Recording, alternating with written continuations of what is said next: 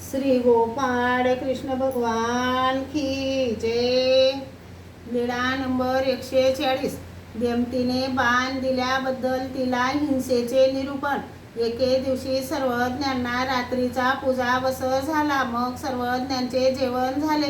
बाईसाने सुपारीची खांडे दिली, विडे करून देत होत्या, तेव्हा रे नायकाचा भाऊ कानर नायक यांच्या घराला त्यांच्या पंचकल्याणी घोडा पडून नेण्यासाठी चोरांनी वेढा घातला। त्यामुळे आरडाओरड होत होती। सर्वज्ञ म्हणाले, पा हो वानरे, आरडाओरड का होत आहे? भट्टोबास उंच मठावर चढले, पाहतात तर चोरांनी घोडा नेण्यासाठी घराला वेढा दिला आहे।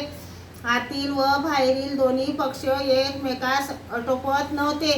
असे पाहून भट्टोबासांना आपले पूर्व जीवन आठवले आणि त्यांनी बडी रे बडी रे बडी रे बापू माझे अशी गर्जना केली। त्या चोरांमध्ये एक चोर शब्द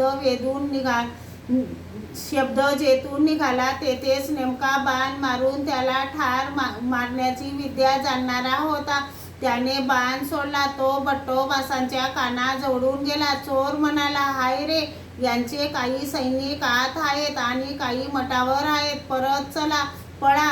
चोर परत गेले। मग भट्टोबास सर्वज्ञांजवळ आले। सर्वज्ञ मठातच बसले होते। भट्टोबास म्हणाले, जी कानर नायकाच्या घरी चोर आले त्यांनी घोडा चोरून नेण्यासाठी घराला वेढा दिला होता। आतले शिपाई बाहेरच्यांचा प्रतिकार करीत ओरडत होते, तेव्हा मी हाक दिली। एकाने माझ्याकडे बाण सोडला, तो बाण झू करून माझ्या कानाजवळून गेला। सर्वज्ञ म्हणाले, ओ तुम्हाला आम्ही आरडाओरड का होत आहे हे पाहायला पाठवले की तुम्हाला बडी रे बडी म्हणून हाक मारायला पाठवले? तुम्हाला हाक द्यायचे काय कारण? ते आपसात लढून मेले तरी तुम्हाला काय त्यांचे?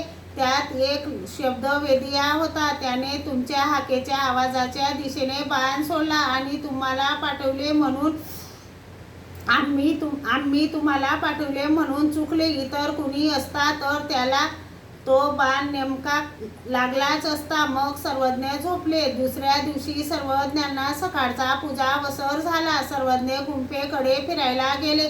इकडे मठ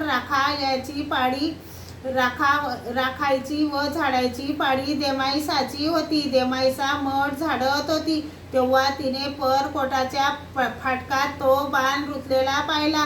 तो काढून घेऊन दाराजवळ आली। तेथे रे नायकाचा नौकर होता, त्याला तिने तो बाण दिला। मग मठ झाडला, सडा समार्जन केले। तेव्हा सर्वज्ञ येऊन वसरीत बसले। देमाईसाने विचारले, जीजी, मी मठ झाडत असता परकोटाच्या फाटकात बाण रुतलेला दिसला, तर तो तेथे कसा काय? सर्वज्ञ म्हणाले, ते तुम्हाला माहीत नाही? नाही जी, मला माहीत नाही। सर्वज्ञ म्हणाले, आम्ही वानरेशांना रात्री गोंधळ पाहायला पाठवले होते। त्यांनी बडी रे म्हणून गर्जना केली। त्यामध्ये एक शब्द वेदिया होता, त्याने आवाजाच्या दिशेने बाण सोडला। तो यांच्या कानाजवळून गेला व परकोटाच्या फाटकात रुतला। आम्ही पाठवले होते म्हणून चुकले। इतर कुणी असता तर तो मेलाच असता। मग सर्वज्ञांनी देमाईसाला विचारले, तो बाण कुठे आहे देमती? जीजी, मी तो रे नायकाच्या नौकराला दिला। सर्वज्ञ म्हणाले, जा परत मागून आणा। हो जी। मग गेली, बाण मागून आणला। सर्वज्ञांनी त्यांची दांडी मोडविली व टोक ठेचून जमिनीत पुरविले। मग सर्वज्ञांनी विचारले, देमती, हे आम्ही का करविले ते तुम्हाला माहीत आहे का? नाही जी, मला माहीत नाही।